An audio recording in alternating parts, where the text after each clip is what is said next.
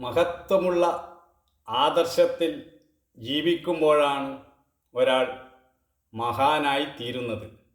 അല്ലാതെ മഹത്വമുള്ള വാക്കുകൾ എടുത്ത് പ്രയോഗിച്ചതുകൊണ്ട് ആരും മഹാനാകുന്നില്ല.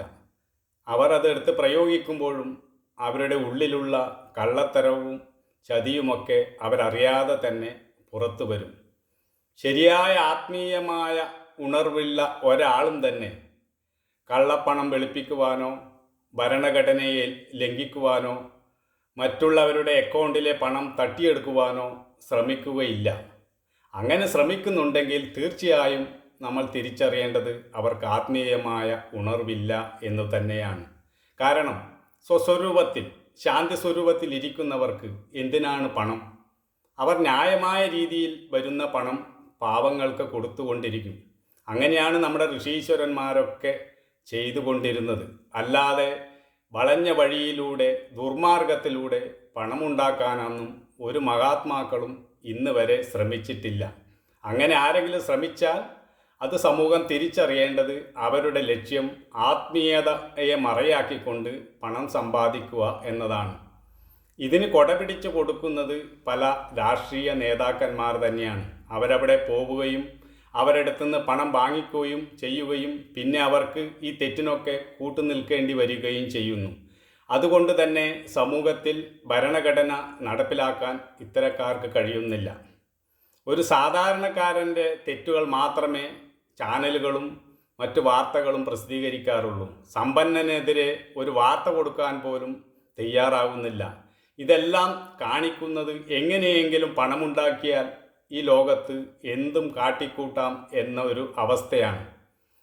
ഈ നില മാറണമെങ്കിൽ പൊതുജനങ്ങൾ ബോധവാന്മാരായേ പറ്റുള്ളൂ.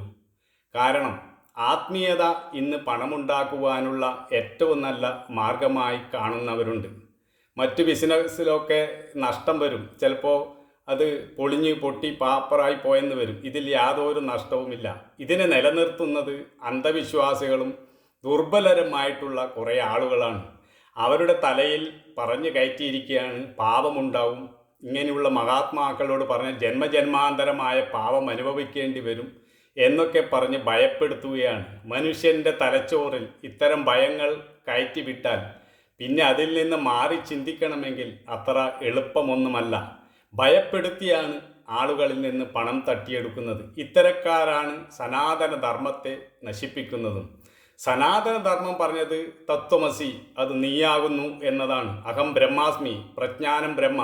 ഇത്തരം മഹാത് വാക്യങ്ങളാണ് സനാതന ധർമ്മത്തിൻ്റെ മൂല്യങ്ങളായിട്ടുള്ളത്. അതിലെവിടെയും അന്ധവിശ്വാസങ്ങളും അനാചാരങ്ങളുമില്ല. എന്നാൽ പണം തട്ടാൻ വേണ്ടി മനുഷ്യനെ ഇല്ലാതെ ദൈവത്തിൻ്റെ പേരും പറഞ്ഞ് പല തട്ടിപ്പും നടത്തുകയാണ് ചെയ്യുന്നത്. ഈ പ്രപഞ്ചത്തിൽ ഒരു വിശ്വബോധമുണ്ട്, അതിനെയാണ് ദൈവം എന്ന് പറയുന്നത്. അതിന് ജാതിയില്ല, മതമില്ല, ഒന്നുമില്ല. അതെല്ലാവരിലുമുള്ള ചൈതന്യമാണ്. ആ ചൈതന്യം ആരെയും ഭയപ്പെടുത്തുകയോ അല്ലെങ്കിൽ രക്ഷിക്കുകയോ ശിക്ഷിക്കുകയോ ഒന്നും ചെയ്യുന്നില്ല. ആ അസ്തിത്വത്തിലാണ് നമ്മളെല്ലാവരും നിലനിൽക്കുന്നത്. അസ്തിത്വത്തിൽ നിലനിൽക്കുന്നു എന്ന് നമ്മൾ പറയേണ്ട പോലും ആവശ്യമില്ല. ആ അസ്തിത്വമാണ് നമ്മെ നിലനിർത്തുന്നത്. അതിൻ്റെ പേരിൽ പണം തട്ടാൻ വേണ്ടി ഞാനാണ് ഈ ദൈവം, ഞാനാണ് ഇതെല്ലാം ചെയ്യുന്നത്, ഞാൻ രക്ഷിക്കും എന്നൊന്നും പറയേണ്ട ആവശ്യമില്ല.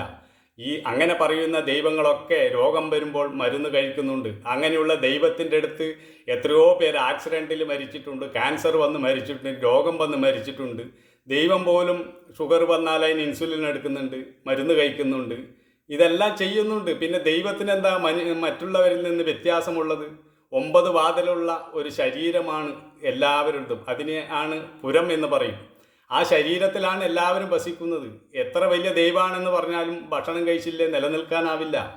ഒരു ദൈവത്തിനും ഒരു ദൈവത്തെ ഒന്നും ചെയ്യാൻ കഴിയില്ല. സനാതന ധർമ്മം അനുസരിച്ച് എല്ലാവരും ദൈവമാണ്. പിന്നെ എങ്ങനെയാണ് ഒരു ദൈവം മറ്റൊരു ദൈവത്തിനെ ദ്രോഹിക്കുക, മറ്റൊരു ദൈവത്തിനെ ശിക്ഷിക്കുക? അങ്ങനെ ശിക്ഷിക്കുന്നുണ്ടെങ്കിൽ അയാളൊരു ദൈവമാണ്.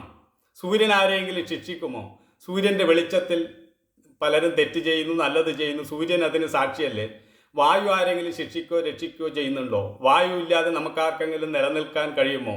വെള്ളമില്ലാതെ നമുക്ക് നിലനിൽക്കാൻ കഴിയുമോ? വെള്ളം ആരോടെങ്കിലും ജാതിയോ മതമോ ചോദിക്കുന്നുണ്ടോ?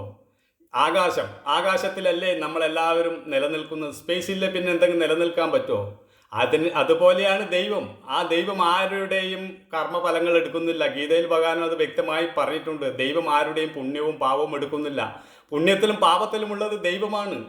ഈ ഇൻ്റർനെറ്റ് യുഗത്തിലെങ്കിലും നമ്മളിത് മനസ്സിലാക്കണം. വെറുതെ അന്ധവിശ്വാസത്തിൻ്റെയും അനാചാരത്തിൻ്റെയും പുറകെ പോയി മനസ്സ് ദുർബലമായി പേടിച്ച് ഭയന്ന് ജീവിതം നരകിച്ച് കഴിയാതെ ഉണർന്ന് ചിന്തിക്കാൻ ഓരോരുത്തരും തയ്യാറാവണം. ഈ മാർഗത്തിൽ കുറേ വർഷം നിന്ന് റിസർച്ച് നടത്തിയതിന് ശേഷം തന്നെയാണ് പറയുന്നത്. തത്വമസി ആ ഉപനിഷത്തിലേക്ക് തന്നെ, ആ ശ്രുതിയിലേക്ക് തന്നെ തിരിച്ചു പോകാം. നാം നമ്മെ അറിയുക. അതിന് മറ്റുള്ള ഒരു ആചാരത്തിൻ്റെയും അനാചാരത്തിൻ്റെയും പറഞ്ഞ് ബഹളമുണ്ടാക്കേണ്ട കാര്യമില്ല. സ്വയം അറിയുക, അവനവനിൽ തന്നെ നിഷ്ഠയുള്ളവനാകുക, ധ്യാനിക്കുക, അങ്ങനെ തന്നിലെ സത്വത്തിൽ എത്തിച്ചേരുക. ഇതാണ് ഉപനിഷത്ത് പറഞ്ഞിട്ടുള്ളത്. ഇതിനെ എടുത്തിട്ട് പിന്നെ ചിത്തശുദ്ധി ഉണ്ടാകണമെങ്കിൽ 50 വർഷം സേവനം ചെയ്യണം എന്നൊക്കെ പറഞ്ഞ് അവരുടെ അധ്വാനവും അവരെ ചോരയും ഊറ്റിക്കുടിച്ചതിന് ശേഷം അവരെ പുറത്ത് തള്ളിവിട്ട് അധികാരവും പദവിയും ഉപയോഗിച്ച് അവരെ കീഴ്പ്പെടുത്തി അവരെ ജീവിക്കാൻ അനുവദിക്കാതിരിക്കുന്നതൊക്കെ ആത്മീയത എന്ന് പറയാൻ പറ്റുമോ? സർവം സഹിയായ ദൈവം ആരെയെങ്കിലും ഉപദ്രവിക്കുമോ? ഇതെല്ലാം സ്വയം ഉണ്ടാക്കി പണമുണ്ടാക്കുവാനുള്ള വഴികളാണ്.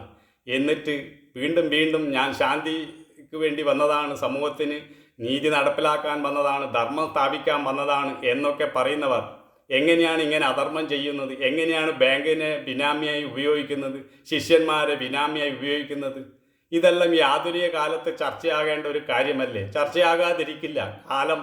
ഈ കാലം എല്ലാറ്റിനെയും ഒരു പരിധി കഴിഞ്ഞാൽ ശിക്ഷിക്കും. എല്ലാ അധർമ്മവും പൊട്ടിക്കും. അതാണ് ദൈവനിശ്ചയം. അതുകൊണ്ടാണ് യഥാ യഥാഹി ധർമ്മസ്യ ഗ്ലാനിർഭവതി ഭാരത അഭ്യുത്ഥാനം അധർമ്മസ്യ തഥാത്മാനം സൃജാമഹം എന്ന് പറഞ്ഞത്. എപ്പോഴൊക്കെ അധർമ്മം പെരുകുന്നു അപ്പോൾ ഞാൻ വരുമെന്ന് പറഞ്ഞാൽ അത് ഏത് രൂപത്തിൽ വരുമെന്ന് പറയാൻ പറ്റില്ല.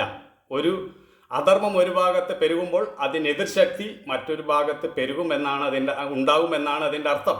അല്ലാതെ എന്തോ ഒരു ആകാശത്ത് നിന്ന് നേരിട്ട് വരുമെന്നൊന്നല്ല പറയുന്നത്. അത് പ്രപഞ്ചത്തിൻ്റെ ഒരു പ്രോഗ്രാമാണ്. അധർമ്മം പെരുകുമ്പോൾ ആരെങ്കിലും അതിനെതിരെ ശക്തമായി ശബ്ദിക്കാൻ ഉണ്ടാവും. അതും ആ പ്രപഞ്ച പ്രോഗ്രാമിലാണ്. അതുകൊണ്ട് പാവം വരും, അനവധി ജന്മത്തിൽ നരകാനുഭവിക്കേണ്ടി വരും എന്നൊക്കെ പറഞ്ഞ് ഭീഷണിപ്പെടുത്തി ഭയപ്പെടുത്താതിരിക്കുക. സത്യമാണ്, എല്ലാവരും ദൈവമാണ്. ദൈവം എന്തിനാണ് ഭീഷണിപ്പെടുത്തുന്നത്? എല്ലാവരും ദൈവത്തിലാണ് നിലനിൽക്കുന്നത്. പുണ്യവും പാപവും ഒക്കെ മനുഷ്യൻ്റെ ചിന്തകളാണ്, നമ്മുടെ ദൗർബല്യങ്ങളാണ്. ആ ദൗർബല്യത്തെ അതിജീവിക്കുമ്പോൾ നമുക്ക് മനസ്സിലാക്കും നമ്മളെല്ലാവരും ദൈവമാണ്. ഇതിലേക്ക് എത്താനാണ് ശ്രുതി ഉപനിഷത്ത് നമ്മോട് പറയുന്നത്. അല്ലാതെ എന്തെങ്കിലും പറഞ്ഞ് മനുഷ്യനെ ദുർബലനാക്കി ഈ ആധുനിക കാലത്തും മനുഷ്യനെ ചൂഷണം ചെയ്യുന്ന ഇത്തരം ആൾക്കാർക്കെതിരെ ഇനിയുള്ള യുവതലമുറയെങ്കിലും ഉണർന്ന് പ്രവർത്തിക്കണം. തന്നിലേക്ക് തന്നെ മടങ്ങണം, താനാരാണെന്ന് അറിയണം. ഇതാണ് ഉപനിഷത്ത് പറയുന്നത്. അതിലേക്കാണ് നമ്മൾ ഓരോരുത്തരും എത്തിച്ചേരേണ്ടത്.